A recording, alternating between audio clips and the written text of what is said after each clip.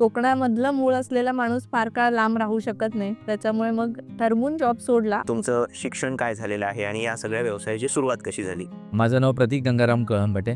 प्रतीक nursery हा आमचा व्यवसाय आहे. गेली 30 वर्ष हा व्यवसाय चालू आहे आणि त्याचबरोबर आता मी वृक्षवल्ली हे अर्बन गार्डन सेंटर सुद्धा सेटअप केलेलं आहे. अगदी सुरुवातीला सामाजिक वनीकरणासाठी लागणारी जी झाडं आहेत, म्हणजे आकेशिया असेल, रिठा असेल, जी आपण जंगलामध्ये झाडं बघतो, तर ती झाडं आम्ही बनवायचो 1996 पर्यंत. मग त्यानंतर आपण काजू, आंबा याची कलमं करायला सुरुवात केली. माझं शिक्षण जे आहे ते BSc हॉर्टिकल्चर झालेलं आहे. मी माधुरी प्रतीक कळंबटे.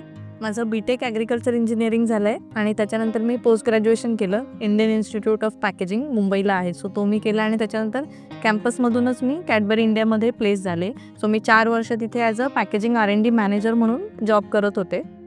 2016मध्ये मी तो जॉब सोडला आणि पूर्ण वेळ मी पण रत्नागिरीचीच आहे, चिपळूण माझं माहेर आहे, अलोरे.